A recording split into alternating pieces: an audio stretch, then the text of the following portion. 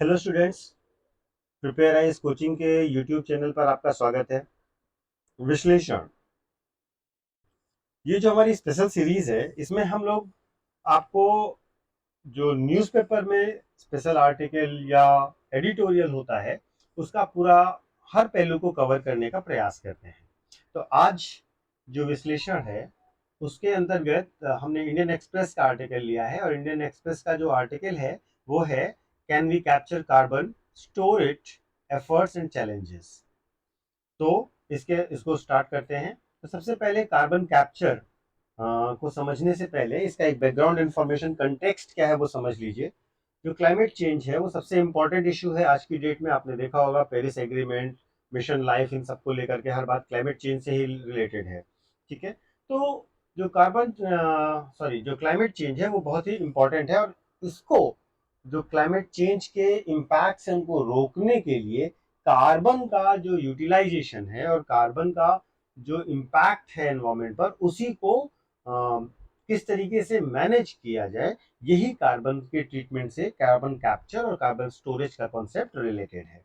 ठीक है, जैसे मैंने आपको इमेज दिखाई है, तो जो फैक्ट्रीज से कार्बन निकल रहा है, इस कार्बन को किस तरीके से हम या तो इसको स्टोर करें या तो इसको इस तरीके से करें कि नेचुरल वे में इसको कंज्यूम किया जा सके, जिससे ग्लोबल वार्मिंग पे इम्पैक्ट कम से कम हो। ठीक है, तो carbon capture and storage is a technique for trapping and burying a gas that warms the planet, that is carbon dioxide। ठीक है, तो ये एक तरीके से एक तरीका है जिसके माध्यम से हम कार्बन को ट्रैप करते हैं या स्टोर करते हैं और उसको या तो अंडरग्राउंड ले जा करके डिफरेंट प्रेशर लेवल पर उसको लिक्विडिफाई करके यूज करते हैं, या फिर उसको प्लांट्स को जो सप्लाई है उस तरीके से मैनेज करते हैं। ठीक है, तो इससे क्या होता है कि पॉल्यूशन का और जो ग्रीन हाउस इम्पैक्ट है वो कम हो जाता है। तो ये है बेसिक चीजें।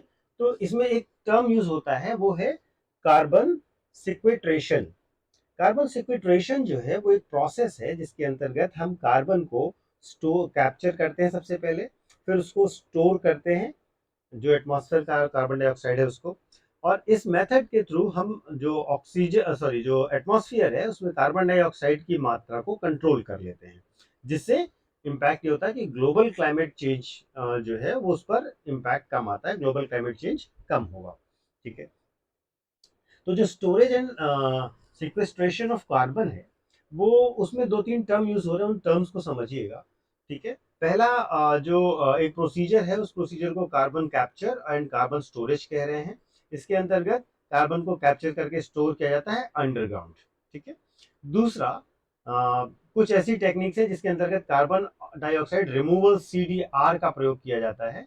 इसके अंतर्गत कार्बन को एटमॉस्फेयर में अलग अलग तरीके से रिमूव करने का प्रयास होता है। ठीक है, तो इन दोनों में जो आपके पहला है जिसमें कार्बन कैप्चर और स्टोरेज है, यानी कि CCS और CDR, इसमें बेसिक अंतर ये है कि CCS जो है, कार्बन कैप्चर एंड स्टोरेज जो है, उसमें फॉसिल फ्यूल्स और फैक्ट्रीज से ऐसा प्रयास किया जाता है कि जो गैस है वो ना आए एटमॉस्फेयर में, जबकि जो CDR है वो केवल लोअर करता है कार्बन डाइऑक्साइड के एमिशन को एटमॉस्फेयर में। ठीक है, इससे जब कार्बन डाइऑक्साइड का एमिशन कम होगा तो जाहिर सी बात है ग्लोबल वार्मिंग कम होगी, तो एक तरीके से जो वार्मिंग है वो कम हो जाएगी, तो अर्थ थोड़ा कूल रहेगी। अब देखिए, जो कार्बन सिक्वेस्ट्रेशन है ये दो तरीके से होता है। ठीक है, एक तो होता है जियोलॉजिक कार्बन सिक्वेस्ट्रेशन और दूसरा होता है बायोलॉजिक कार्बन सिक्वेस्ट्रेशन।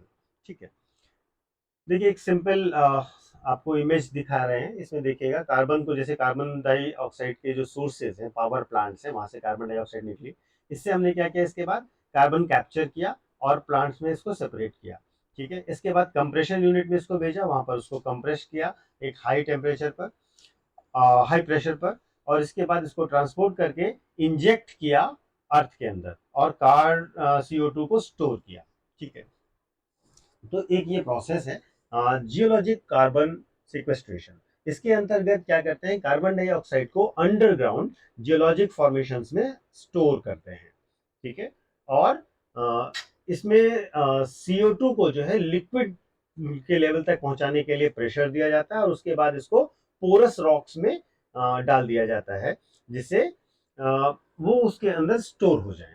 ठीक है, इसके द्वारा क्या होता है कि ऑयल रिकवरी, जो ऑयल का एक्सट्रैक्शन होता है उसमें, और टेरिटोरियल टेरिटरी रिकवरी भी इसको कहते हैं, टर्शियरी रिकवरी भी कहते हैं, वो भी किया जाता है। ठीक है, तो इस तरीके से CO2 को, लिक्विड CO2 को इंजेक्ट करके जो कार्बन को रखा जाता है उसको हम कहते हैं कार्बन सिक्वेस्ट्रेशन जियोलॉजिकल। ठीक है, दूसरा जो तरीका होता है वो बायोलॉजिक कार्बन सिक्वेस्ट्रेशन का होता है। इसके अंतर्गत कार्बन को वेजिटेशन, सॉइल्स, वुडी प्रोडक्ट्स और एक्वेटिक एनवायरनमेंट में स्टोर किया जाता है। ठीक है, तो इससे क्या होगा कि वो प्लांट्स में, अगर प्लांट्स के आसपास स्टोर करें तो प्लांट्स की एक्टिविटीज तेजी से बढ़ेंगी, उनका बायोलॉजिकल ग्रोथ ज्यादा होगा। तो इससे क्या होगा कि इस तरीके से हम बायोलॉजिकल फॉर्मेट में इसको स्टोर करते हैं। तो ये पूरा जो कार्बन स्टोर करने का और उसको यूज करने का सिस्टम है, वास्तव में ये क्लाइमेट चेंज से को टैकल करने की एक टेक्निक है। ठीक है, जो कार्बन को स्टोर और कैप्चर करने से रिलेटेड है। ये एक महंगी टेक्नोलॉजी है, इसके अलग अलग इश्यूज हैं। वास्तव में इसको प्रैक्टिकल नहीं बहुत लोग मान रहे हैं, दूसरी लोग बहुत कॉस्टली, बहुत सारे लोगों का पक्ष है। इस आर्टिकल को आप पढ़ेंगे तो आपको इसमें सब चीजें मिलेंगी कि बहुत कॉस्टली पक्ष है। इसके साथ साथ इसकी वाइबिलिटी पर भी क्वेश्चन है, और बहुत सारे ऐसे ब्लेम्स भी लग रहे हैं कि बड़ी इंडस्ट्रीज ऐसा प्रोपोगेट तो करते हैं पर ऑन ग्राउंड इतना ज्यादा वो उसको प्रैक्टिकली करते नहीं है, और एक्सप्लॉयटेशन का भी एक नया मीडियम बन जाता है। तो इससे इस तरीके से कई इसमें ऑब्जेक्शंस भी हैं। ठीक है, तो ये जितना ज्यादा तेजी से डेवलप होगा उतने ही ज्यादा जो ग्लोबल वार्मिंग है उसमें हम कंट्रोल कर सकते हैं। तो ये दो टर्म्स थे जो इस न्यूज से आपके लिए जानने बहुत जरूरी थे, और यहाँ से मैंने आज का आपको एक एक टॉपिक कवर किया है। आज एक ही टॉपिक करेंगे। So thank you so much.